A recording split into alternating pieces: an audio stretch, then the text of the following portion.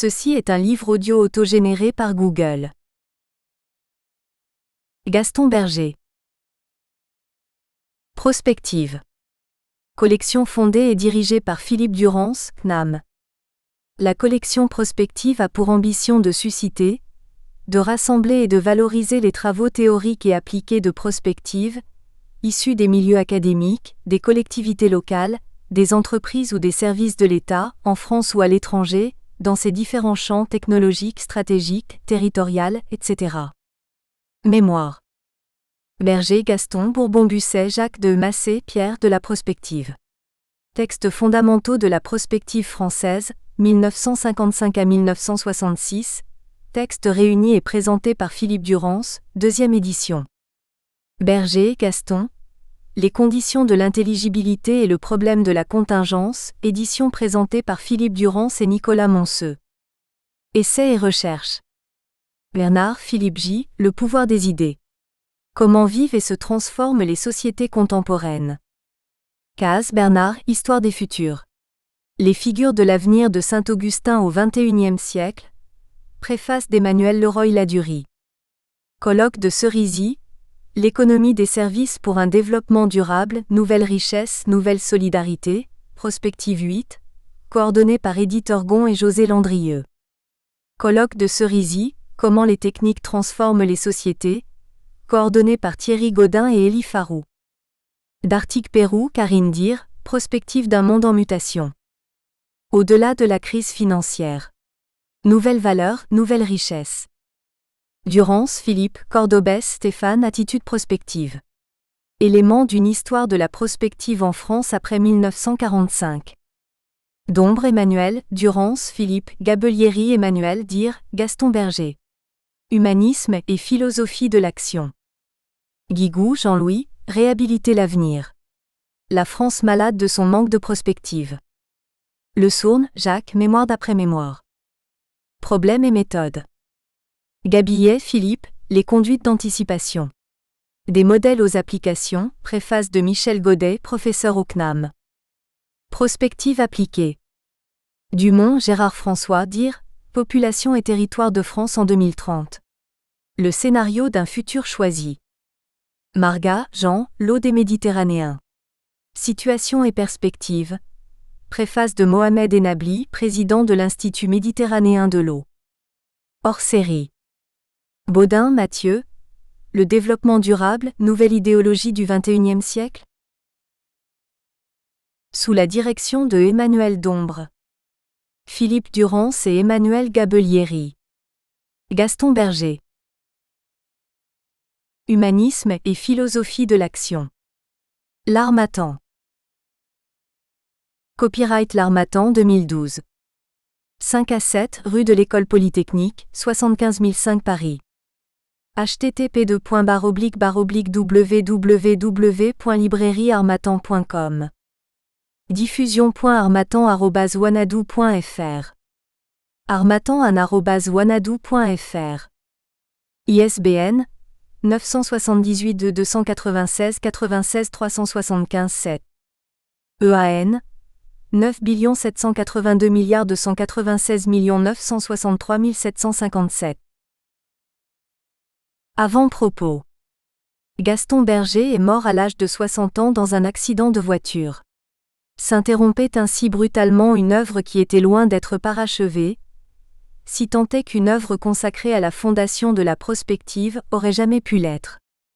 À la faveur d'une dynamique renouvelée des travaux sur la pensée de Gaston Berger et de la redécouverte de textes du philosophe devenus introuvables, grâce en soit rendue au travail éditorial de Philippe Durance, et à l'heure où l'on commémore le cinquantenaire de sa mort, la chaire Humanisme, Citoyenneté, Civilisation de l'Université catholique de Lyon prit, il y a 2 ans, l'initiative d'organiser 2 journées d'études pour honorer ce penseur audacieux et atypique, fondateur des institutions pédagogiques et de revues académiques prestigieuses, chef d'entreprise et hauts fonctionnaires, indivisiblement.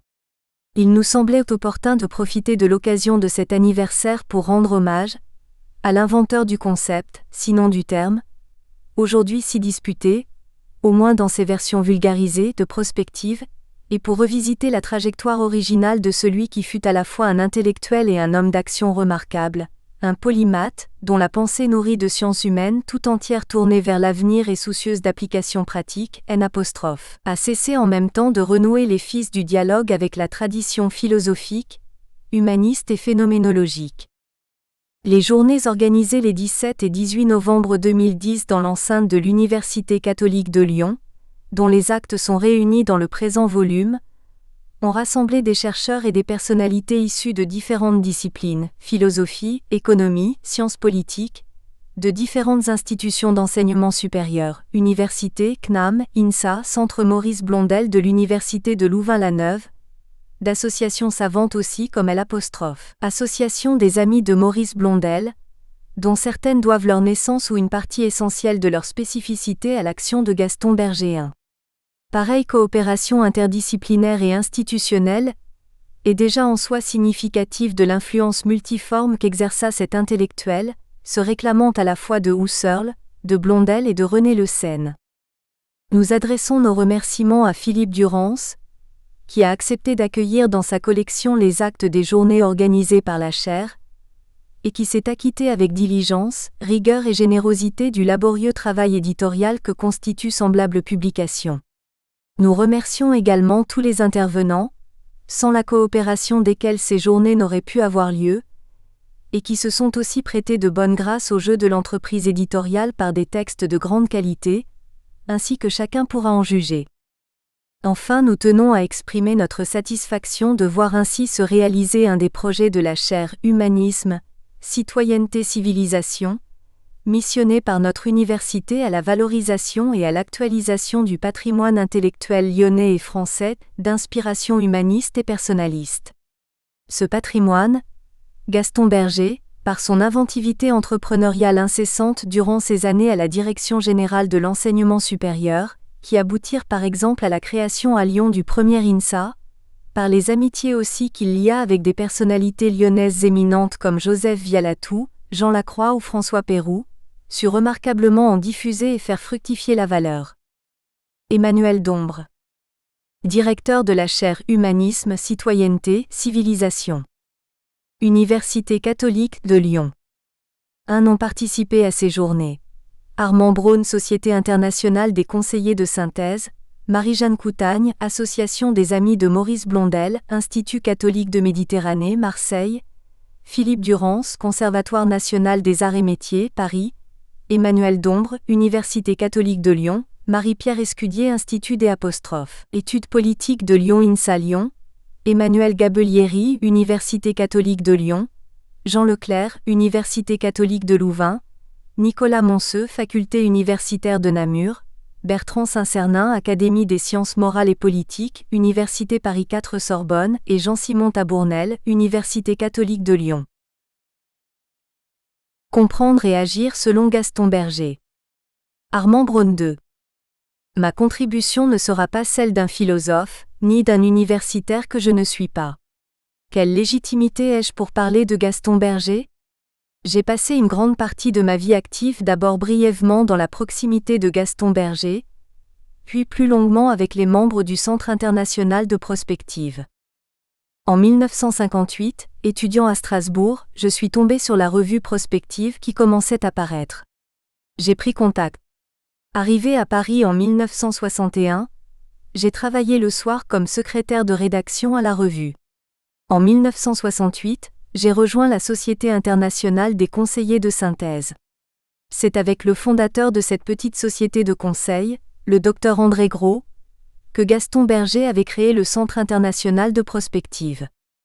En 1958, le prestige de Gaston Berger et de la prospective était immense. En 1968, Gaston Berger était oublié, la prospective telle qu'il la concevait, c'est-à-dire une démarche philosophique appliquée aussi. Je me suis obstiné, convaincu que l'attitude prospective est la seule qui, en opposant à la force des choses l'imagination et l'action créatrice, permettent de comprendre un monde en mutation, la seule qui permette d'agir sur lui. 50 ans plus tard, j'en suis toujours persuadé. Sans m'attarder, je dirais que pendant ces décennies j'ai, dans mon activité professionnelle, conçu et lorsque je le pouvais réaliser des projets prospectifs. l'aventure des métiers dont découlent les stages collégiens actuels, la mobilité des personnes dans les métropoles, les associations de solidarité familiale. Et j'ai travaillé avec des dirigeants d'entreprises pour qui l'attitude prospective représentait une indispensable maïeutique. Qui était Gaston Berger ?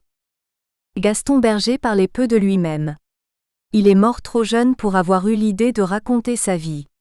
Il nous reste, quelque peu hagiographiques, les souvenirs de Maurice Béjart sur son père et les textes qu'Édouard Moreau sœur a rédigés pour accompagner la réédition des principaux écrits de Gaston Berger après sa mort. Alors comment faire ? J'ai évidemment consulté les archives du ministère et de l'armée, de l'Académie des sciences morales et politiques et aux archives nationales, son dossier de fonctionnaire.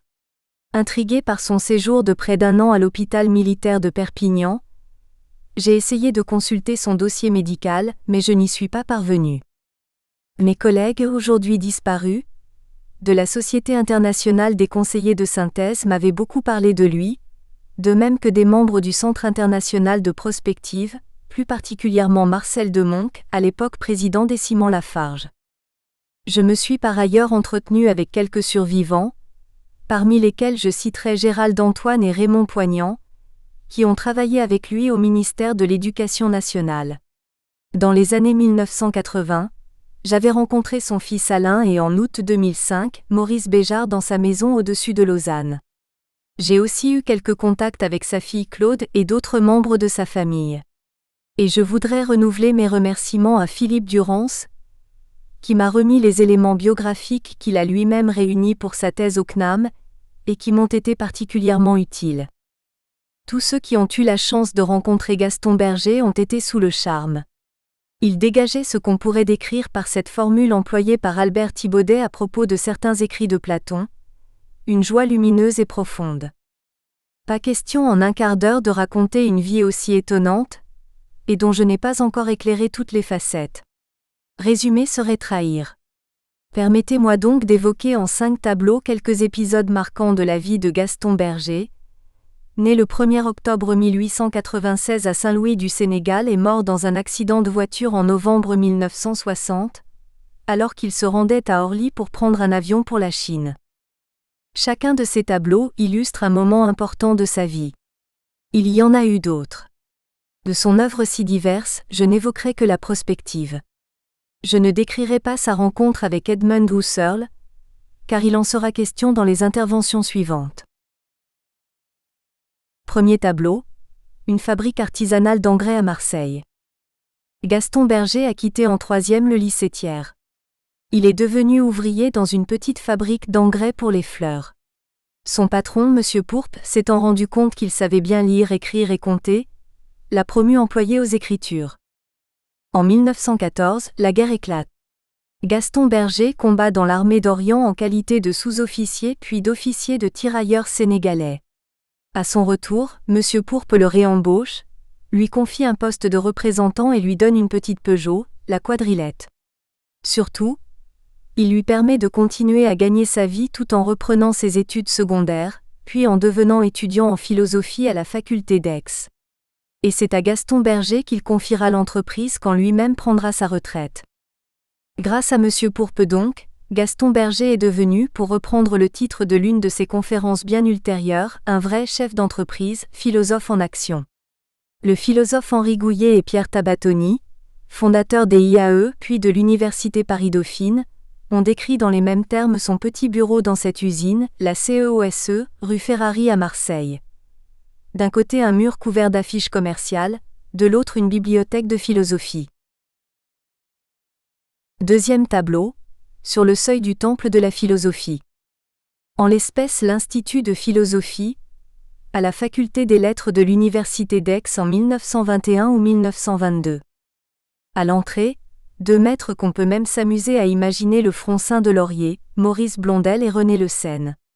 Ils accueillent le néophyte Gaston Berger, bachelier tardif, couvert de décorations pour faits de guerre.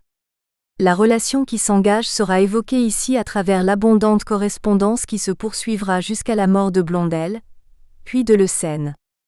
Quand il rencontre Gaston Berger, Blondel est déjà âgé et Le Seine engagé dans une seconde carrière parisienne. Leurs options personnelles et leurs centres d'intérêt sont très différents. Et voilà que dès le premier jour, ils se sont associés pour faire un pari sur le jeune homme. Ils l'ont conduit sur les chemins de la philosophie. Ils ont deviné en lui quelqu'un qui allait pouvoir tout à la fois enseigner et poursuivre leurs propres travaux. Et quelqu'un qui serait capable par la suite de concevoir une œuvre personnelle. 30 ans plus tard, Gaston Berger sera élu au fauteuil de René Le Sen à l'Académie des sciences morales et politiques. Troisième tableau, la résistance. Après la capitulation de 1940, Gaston Berger avait été renvoyé dans ses foyers, comme on disait. Il avait repris ses diverses activités. Les Français se sentaient soulagés. Quelques-uns savaient qu'on n'échapperait pas à la guerre, que l'existence même de la France, de sa culture, de sa civilisation était en péril. Gaston Berger était de ceux-là. Un client de la CEOSE, M. Rayon, fleuriste à Grasse, lui a parlé du général de Gaulle. Gaston Berger s'est alors engagé dans la résistance naissante. Comme après la Première Guerre, la République lui témoignera en 1946 sa reconnaissance pour les nombreux services qu'il aura rendus à ce titre. Paradoxalement, cet engagement fera obstacle à la poursuite parisienne de sa carrière de philosophe. L'après-guerre est un temps de fort clivage politique. Alors même qu'il n'avait jamais milité politiquement, Gaston Berger subira de la part de la Sorbonne et du Café de Flore ce même ostracisme qui frappera Raymond Aron et quelques autres. Sa candidature au Collège de France sera rejetée. Après quelques années consacrées à d'autres activités, dont un séjour aux États-Unis, il acceptera le poste de directeur général de l'enseignement supérieur au ministère de l'Éducation nationale. Ses adversaires avaient-ils réussi à l'écarter de la philosophie ? Ils ne savaient pas que, pour reprendre une expression de Maurice Béjart, Gaston Berger était comme un acteur de kabuki, capable d'interpréter 15 rôles différents dans le même spectacle. Ils ne se doutaient pas qu'allait commencer une période particulièrement fertile de sa production intellectuelle, avec notamment ses textes sur la prospective. Quatrième tableau, à la direction de l'enseignement supérieur. Parmi les rares thèmes qui faisaient l'unanimité dans l'ambiance politique conflictuelle de l'après-guerre, il y avait cette demande: tous nos enfants doivent pouvoir accomplir des études secondaires et supérieures. Les pouvoirs publics, de gauche comme de droite, ont entrepris d'y répondre. Il s'agissait tout à la fois de construire des établissements, de former des professeurs, de décider des enseignements et des programmes. Une tâche si ardue que beaucoup de pays européens ont décidé qu'il était urgent d'attendre. Gaston Berger s'est trouvé dans le rôle du philosophe proconsul. Les politiques et la presse s'intéressaient à autre chose, en particulier les guerres du Vietnam puis d'Algérie. Les modestes administrations départementales attendaient surtout de bénéficier de la manne. Le commissariat au plan était tourné vers la reconstruction et l'industrie. Si l'enseignement supérieur a pu passer d'un effectif de 130 000 étudiants en 1950 à 2 millions à la fin des années 1960, dont désormais autant de jeunes filles que de jeunes gens, c'est grâce à Gaston Berger et sa petite équipe qui ont réalisé là un véritable chantier de prospective appliquée. Gaston Berger a par ailleurs contribué à créer, à la demande de son ami Léopold Sédar Senghor, l'enseignement supérieur du Sénégal nouvellement indépendant. C'était aussi pour lui l'occasion de retourner pour la première fois au pays, où il était né dans une famille franco-sénégalaise et qu'il avait quitté enfant. L'université de Saint-Louis porte son nom. Cinquième tableau, le Centre international de prospective. Les années 1955 à 1960 représentaient un tournant, qui allait être suivi par ce que l'on a appelé les 30 Glorieuses. C'étaient les années de la ferveur européenne, de la modernisation de la France, de l'ouverture sur le monde. C'est alors que, en 1957, Gaston Berger crée le Centre international de prospective. Se retrouvent autour de lui quelques-unes des personnalités les plus prestigieuses de l'époque, en provenance des milieux scientifiques, de la haute administration, de l'entreprise, de l'université. Ils ont en commun d'être à la fois les inspirateurs et les principaux acteurs de cette nouvelle époque. Je cite Louis Armand, François Bloclenet, Pierre Massé. Leurs travaux sont publiés par la revue Prospective. C'est enfin la reconnaissance publique pour Gaston Berger et pour sa contribution la plus importante, la prospective. Il démissionne de ses fonctions au ministère pour se consacrer à ses travaux sur le temps et la prospective. Enfin, je vais pouvoir me mettre au travail, dit-il.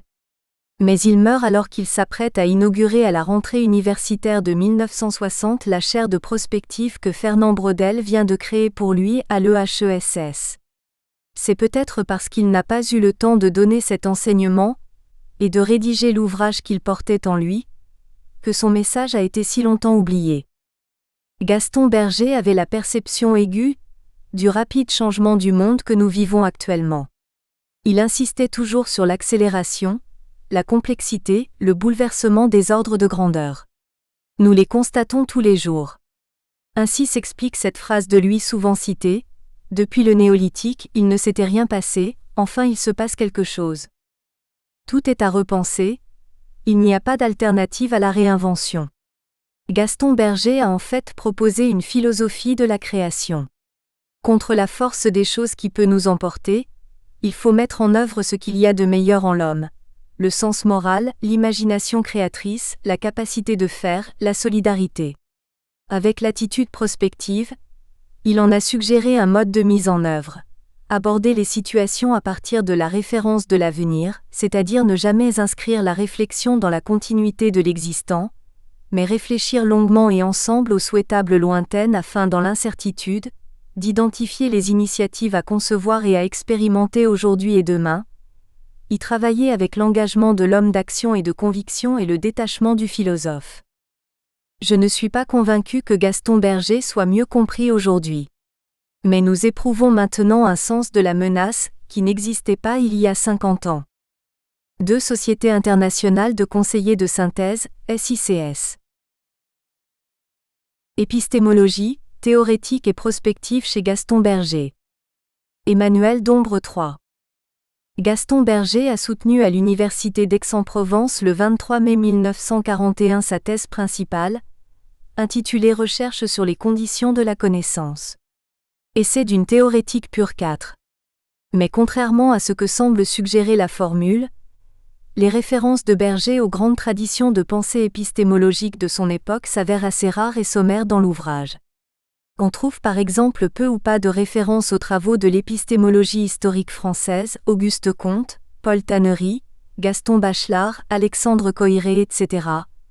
Non plus qu'au commodisme de Pierre Duhem et d'Henri Poincaré, ou au réalisme d'Ignace Meyerson, autre théorie débattue dans l'entre-deux-guerres. Les sources épistémologiques francophones citées par Berger se réduisent à Léon Brunswick. Et encore celui-ci est-il cité en appendice et plutôt pour ses travaux d'histoire de la philosophie sur Descartes, que pour l'expérience humaine et la causalité physique, 1922. Les références épistémologiques les plus citées sont les néopositivistes du Cercle de Vienne et l'école néo-kantienne de l'Erkenntnistheorie, en particulier Ernst Mach, Otto Neurath, Rudolf Carnap, Moritz Schlick, Hans Hahn, Karl Empel et Heinrich Rickert. Notons cependant que les occurrences à ces auteurs sont presque toutes ramassées dans le 3e chapitre, au vrai le plus épistémologique, la connaissance comme fait positif.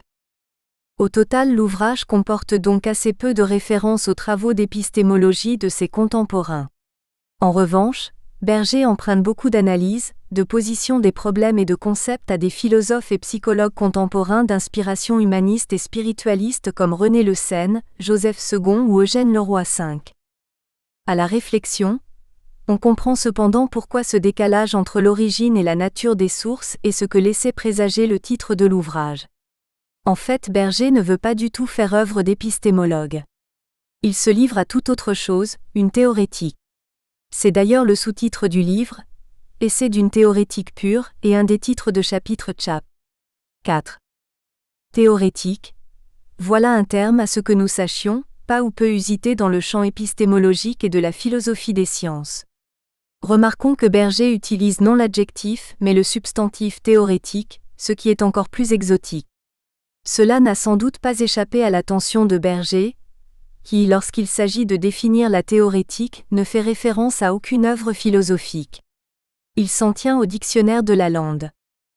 On sait que la théorétique prise comme substantif correspond à une des 3 divisions de la philosophie selon Aristote, à côté de la poétique et de la philosophie pratique.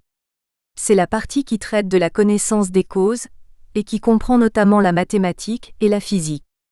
Parmi les grands auteurs du corpus, Kant a utilisé le mot, mais seulement comme adjectif, pour qualifier un ordre supérieur de sciences, les sciences théorétiques à côté des sciences purement empiriques. Autant dire que le mot reste assez faiblement chargé philosophiquement. C'est du reste peut-être un caractère qui a poussé Berger à l'adopter. Dans les propos qui suivent, nous tenterons d'examiner comment le recours aux sciences humaines, le roi, second, le scène, et notamment à la caractérologie, se combine chez Berger avec la démarche phénoménologique et la déconstruction critique radicale qu'elle implique. Le traitement que fait subir le philosophe à la notion de théorétique, conçue comme une étude débouchant sur une praxéologie non encore nommée prospective, nous servira de fil directeur. Le paralogisme de la connaissance. Berger commence son analyse en relevant, en bon disciple de Husserl, un premier paradoxe fondamental qu'il nomme le paralogisme de la connaissance. Nos affirmations sur l'être, écrit-il, vaudront ce que vaudra notre connaissance, mais réciproquement toute critique de la connaissance suppose un certain nombre d'acceptations implicites. 6. Mais Berger ne tire aucune espèce de défaitisme de ce paradoxe. Après cette mise en garde, le philosophe embraye en proposant, selon une méthode toute caractérologique, d'éprouver la cohérence des attitudes élémentaires logiquement possibles dont les doctrines particulières de la connaissance développent les aspects. 7.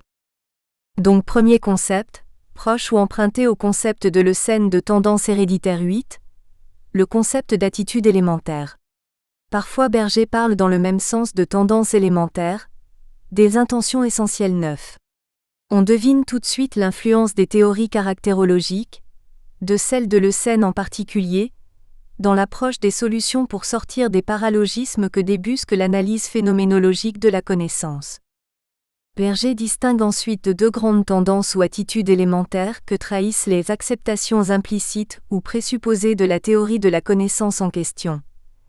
Les tendances qui procèdent à partir de la substance, et il vise par là les théories métaphysiques qui posent des entités qui le dotent d'un en-soi, d'une intériorité, et les tendances procédant à partir de la relation, autrement dit pour Berger, les énoncés scientifiques.